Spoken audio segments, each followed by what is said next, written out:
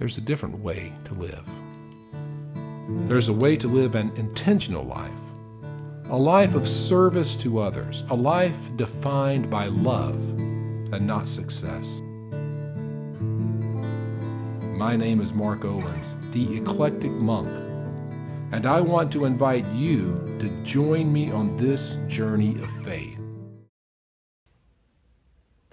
Well, to say that I love records is kind of an understatement. I live for them, or they exist for me, or something like that. I'm not exactly sure, but I am a huge record collector. I enjoy it.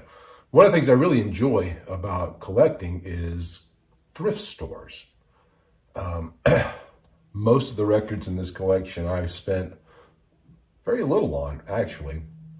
Now, occasionally there's that one that you just got to have and you drop $20 on it, but for the most part, most of my records I have bought at either like antique malls with dealers out of the $2 bin, from yard sales, or from thrift stores, or, you know, from record stores. But again, I'm always looking at the bargain racks because my tastes are very eclectic.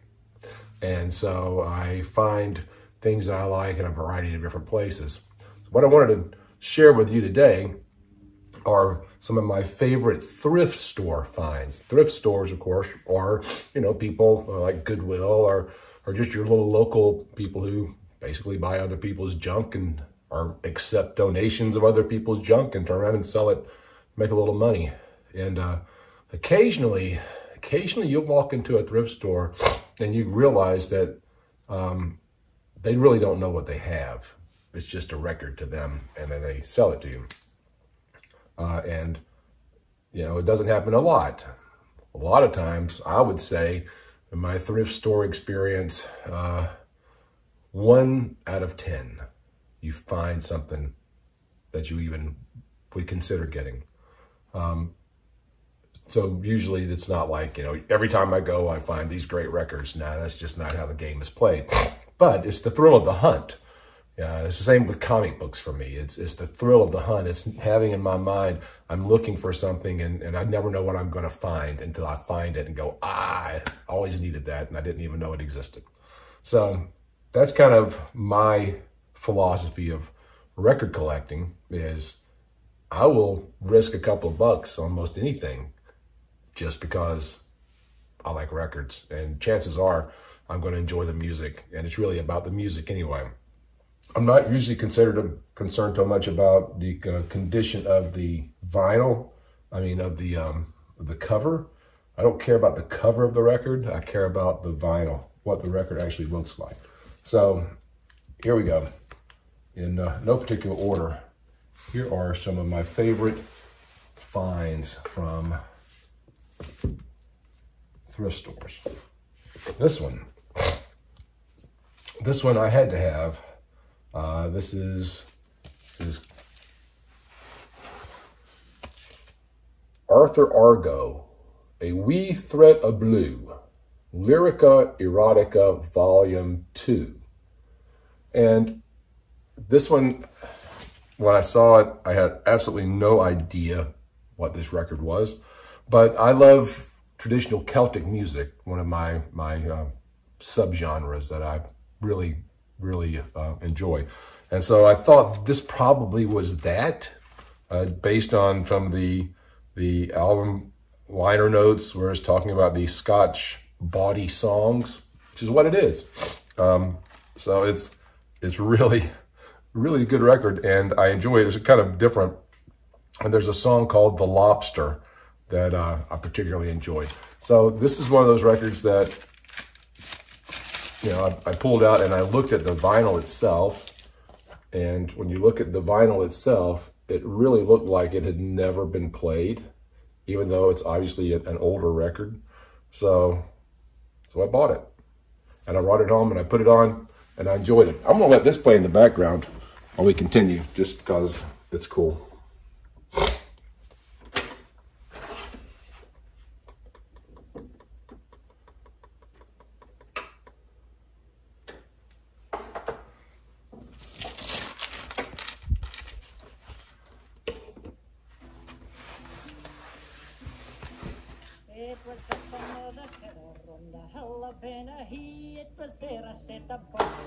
So, again, you never know what you're going to find.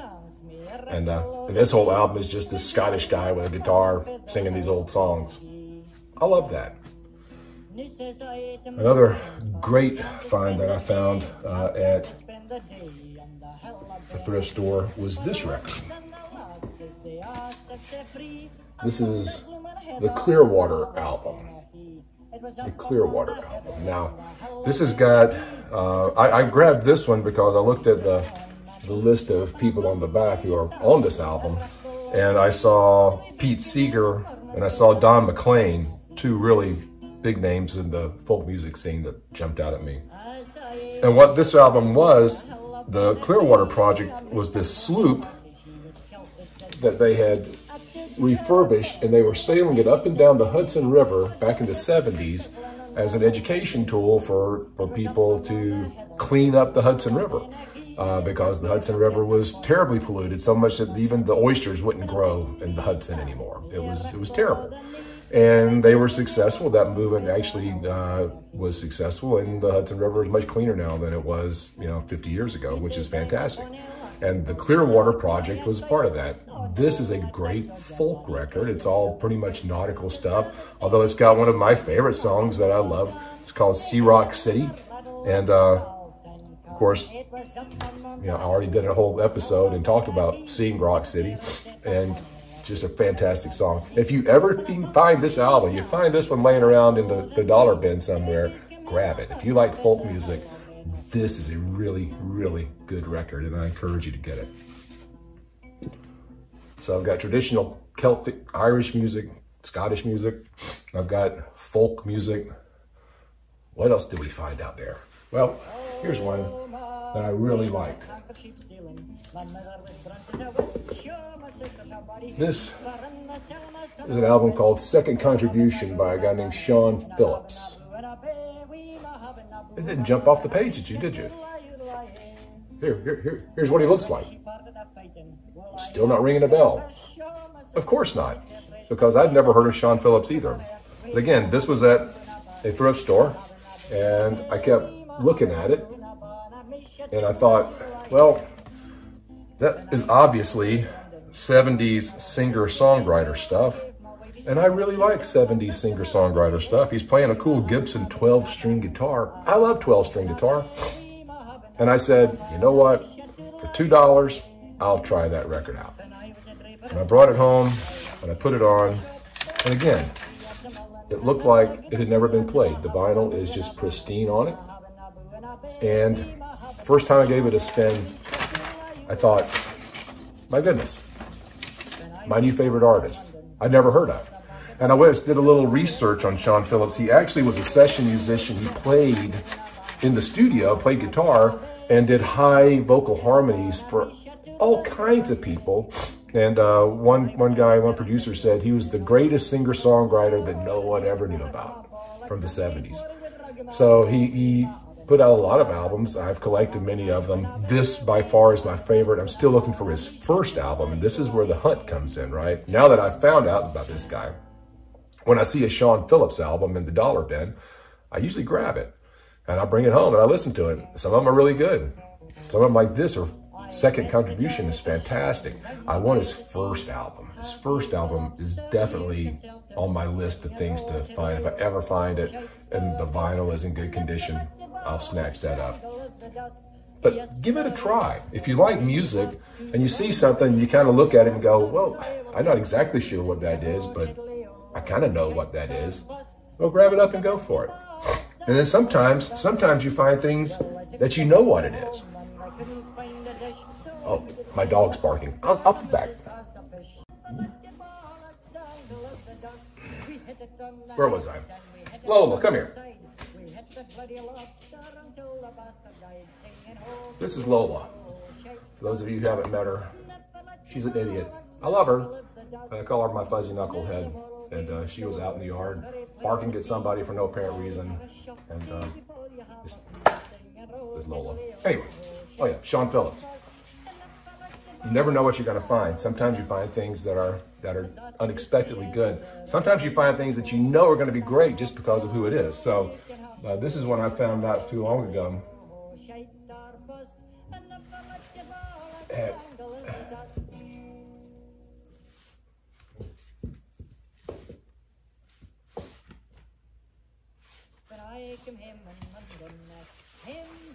Dave Brubeck Quartet.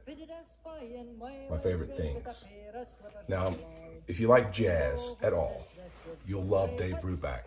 If you're not really fond of jazz, you're still going to like the Dave Brubeck Quartet. Dave Brubeck out of California was such an innovator. He created this very, very cool, but very melodic, time signature driven jazz. And Brubeck was a genius, and he just did incredible music. I love Dave Brubeck. And again, not a huge jazz fan. I like the old jazz. I like melodic jazz. I like Miles Davis in his early years. I like Coltrane, those guys. I don't like it when it sounds like you took 4 guys with instruments and they threw them down the stairs and they tried to play while they were falling, and it's all cacophony. I hate that. But Dave Brubeck, my very, very favorite jazz artist. And anytime, again, I see a Brubeck album for a couple of bucks, especially one that is obviously an original pressing. This is obviously the original pressing. This is an old 60s album. I'm going to snatch that up every time. Great record. Another great find that I had at actually at the Goodwill. It's a Goodwill find. And it was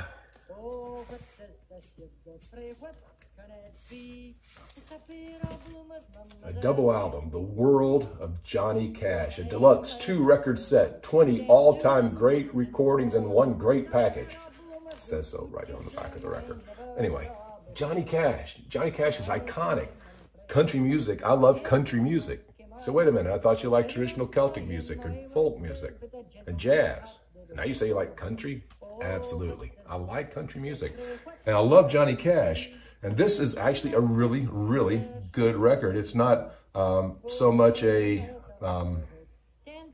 well, it's not like the hits, the Johnny Cash hits, but it's great songs. And it does have one of my all-time favorite Johnny Cash songs on it, I Still Miss Someone, which Linda Ronstadt did a fantastic version of. And I'm so glad to have this record for $1. I bought this. 2 albums, lots of Johnny Cash for $1. You can't beat that. And another, and probably my very best find from the world of Goodwill, this one. This day I walked in, and I'm still shocked that this happened. I walked into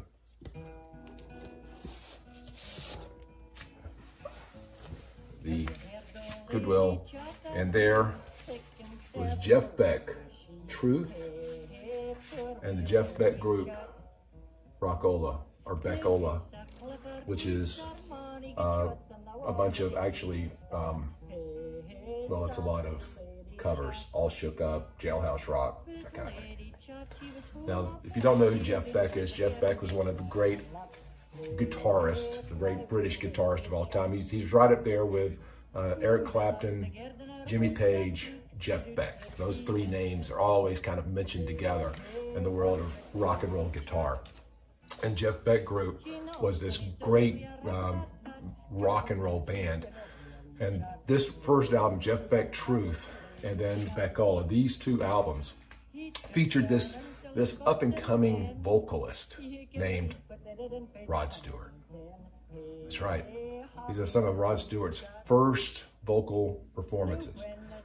When he was with the Jeff Beck Group, he leaves the Jeff Beck Group, joins the Faces. From the Faces, then he goes on to his own historic solo career. But right here, Jeff Beck Group. You got this early, fantastic Rod Stewart vocalist and fantastic Jeff Beck guitarist. So these are really, really incredible albums that I got for $1 a piece. Oh, Ronnie Wood's on these too, who went on to play with the Faces and then with the Rolling Stones. Man, you just never know what you're gonna find. And if you got your eyes open, got a couple of bucks in your pocket, that's all it takes. you can walk away with some really, really good records. You don't have to go broke being a record collector. That's why my wife lets me do it, because I'm not out spending hundreds of dollars on rare things. I'm spending $2 on rare things and things that I never knew existed. Like this guy from Scotland with his guitar. I love this stuff. Me and Lola, we'll check you later.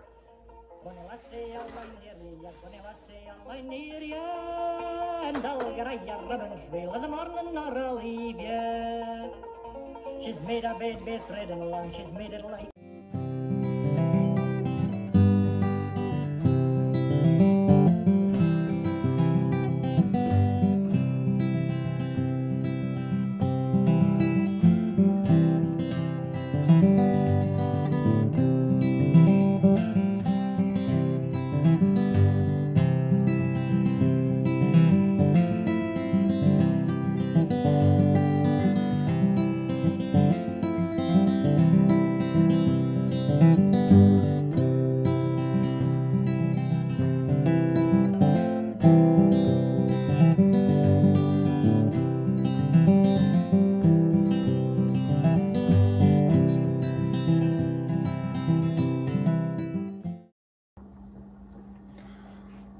So, I'm here with my granddaughter Anya, who's going to help me.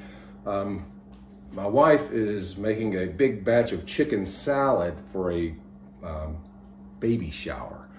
And so I have bought 3 rotisserie chickens, pulled all the meat off of it, and that leaves us with a big bowl of leftover chicken stuff.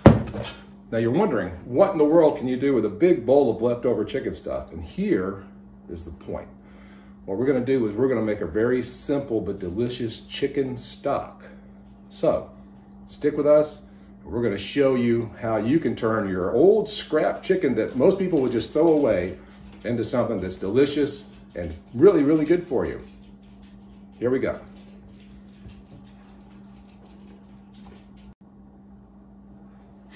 All right, we're gonna do this in a crock pot. So you just take your standard size crock pot like this. Basically what I'm gonna do is just take all of that stuff. I saved the juice and everything. I'm just put all of that into the crock pot. Just load it in there. Now, what comes after that is pretty simple. We picked fresh herbs out of the garden. If you're a Simon and Garfunkel fan, you will know parsley, sage, rosemary, and of course, thyme. Cooking with fresh herbs is so wonderful because you get all of the fresh aroma out of it. You get all of the nice fresh oils, and there's nothing like picking them right off of your own plants. And herbs are really simple to grow. When we're cooking in this, when we're doing the stock, we're gonna strain this out. So basically you can just throw it all whole. You don't have to do much prep on it. I'm gonna take some of the stem off of this sage. Just throw those whole leaves in. I'm gonna throw the whole thyme in. Because when it's done, we're gonna take it, pour it through a strainer. We'll make sure we get any big chunks out of it.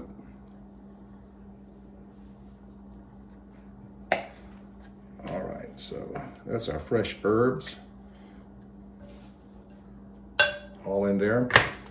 I've got the remnants of an onion, a white onion that I started. Now I'm just gonna throw that whole thing in. See how the peel is still on it? Doesn't matter. Actually, the peel's gonna add flavor, so I'm gonna throw that in there.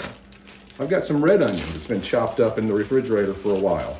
I wanna take that red onion right out of the bag. I'm just gonna throw that red onion right in there. I'm gonna take a carrot, just a plain carrot. I'm not gonna peel it, I'm gonna cut it in half. I'm gonna drop that carrot right there. And then I'm gonna take some celery. Now, the part of the celery that you usually don't use is this part up on the top that's got the leaves on it. But that's the part we're going to use. We want those leaves. So basically you just take that, chop the top off. So you got the leaves, drop that in, a little bit more, some celery. And then we're gonna fill this up with water.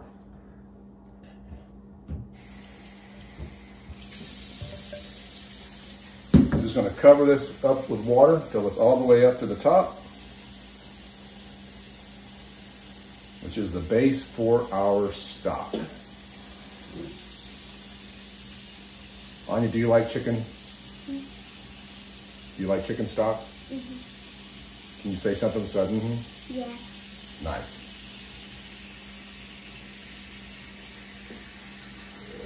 I like chicken salad. I like chicken salad. Just with celery in it, though. Well, Nani makes a delicious chicken salad. Yeah. All right, so there we go. Again, we just fill that up with water till it's just covering everything. I'm gonna take some salt. Salt it good. Don't be afraid to put salt in it because you're gonna cook it and then you're gonna go, that needs salt. You just put more salt in if you need more. Grind some black pepper. I love black pepper.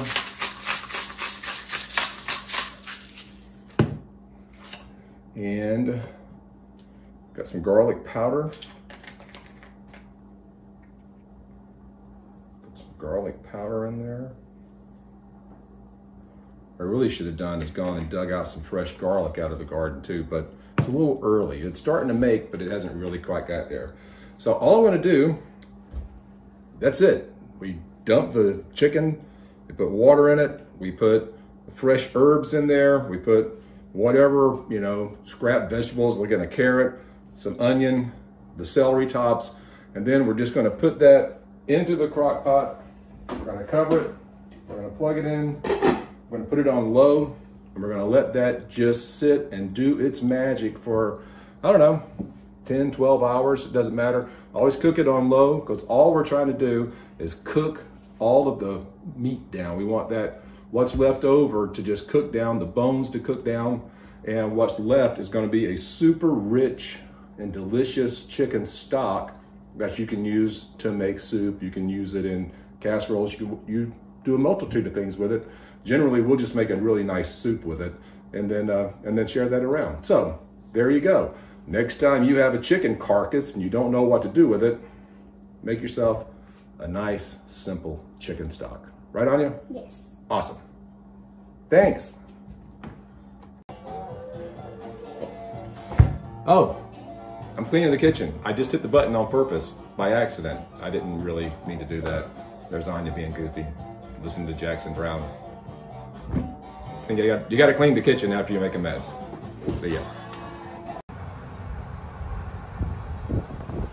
So, we've got a mechanical issue with the bus. That's an electrical thing, the stop signs malfunctioning, which is pretty important on a school bus, I guess.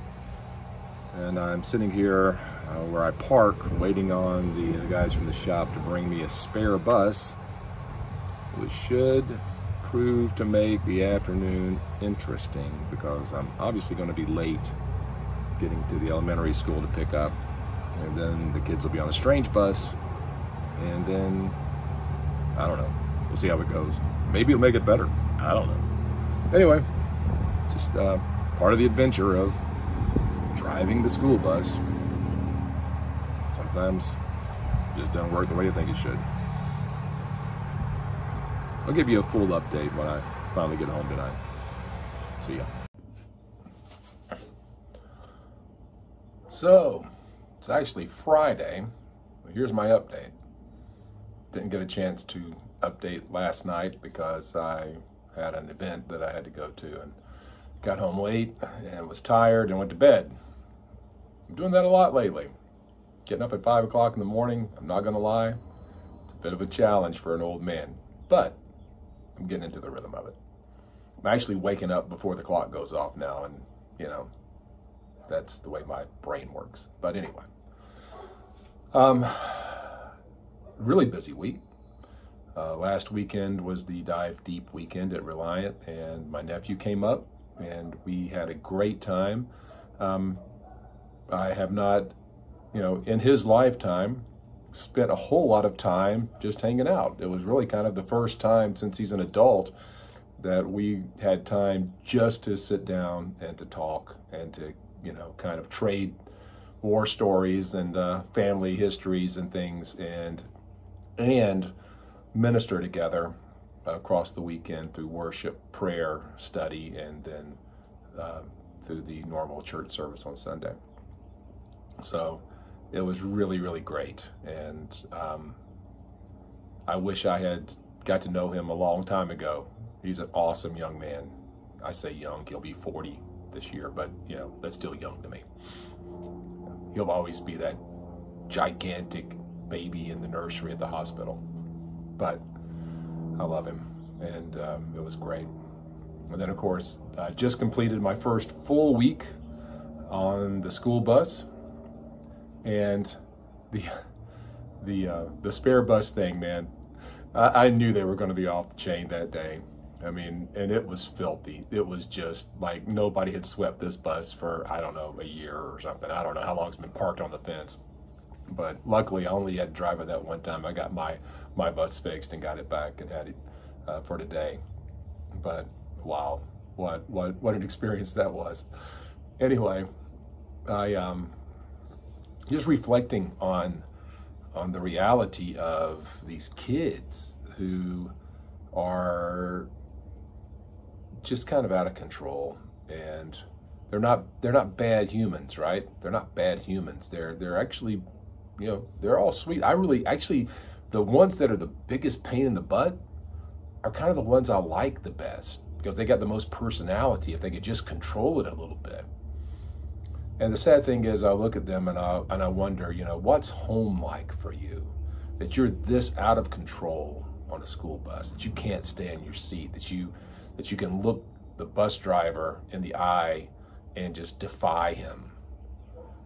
You know, what's going on with that? Because that's not how kids should be, you know, raised to act. My kids weren't raised to act that way. If somebody had said, yes, I told your son to sit down, and he refused to sit down and just jumped up and ran around some more, well, my son would have, you know, been disciplined for that. But that doesn't seem to be happening. So it's really, really kind of an eye-opening thing. And I mean, you know that our culture is struggling, right? You know, and these kids, man, I'm telling you, 2 years of COVID, I've still got children on my bus who are wearing masks every day. And, you know, I just want to look at them and say, you know, it's okay. I mean, you can if you want. I don't care what you do, but children were never really a group that was in danger of catching it or spreading it, according to the science. And B, you know, we've pretty much proven that those cloth masks that you're wearing, you know, 30 years of random controlled trials show that they do nothing to mitigate the spread of an airborne respiratory virus. That's the science. You can check me on that. And yet they're still wearing them, even though the CDC has said, you know, they really don't work, and really the mandates are over and you don't have to. And so I've got in both groups, the elementary and the high school groups, I've got kids who are more comfortable with a mask on their face than they are without it. And I think that's a sign of how broken our culture is, and how unhappy and how afraid and how worried these kids are. And so that bothers me. That's something I pray about a lot. And I said, I'm committed to do this through the rest of the school year. But, you know, more and more, I really am seeing this as a mission field, as an opportunity to be that calm, stable, compassionate, but, you know, disciplined person, and make a difference in some kids' lives. And so, you know, I'm not going to say that it's the most fun that I ever had, but there's a reward for it, right? There's a purpose behind it. And that's my prayer for the kids on my bus, and this is my prayer for you, that you will have a life that is filled with peace, with purpose, and with joy. That's it. If you've got that, you're living a successful life. So, as I leave you with this episode, that's really my desire for everyone, that you have a life defined by peace, a life that has purpose, and a life that feels joyful. Anyway, that's the week, and thanks for joining me. See you next time. God bless. Hey, while I still got you, do me a favor. Would you leave a comment for the video? That really helps me out. Also, subscribe to the channel, like it, share it with your friends, and set up for notifications so that you'll know every time that something is posted. Also, check out my website, theeclecticmonk.com. There you're going to find my whole new line of Eclectic Monk merchandise. You're going to have stuff with the logo on it, t-shirts, coffee cups, and etc. And there's some original artwork and original designs that I've done with a spring theme that I think you'll really like. So check those out. The spring stuff is there for a limited time. Things will be changing as we get into summer, so now is the time to go see those and support this effort. I appreciate everything that you do for me. I really, really do. So thanks again, and we'll see you next time. God bless.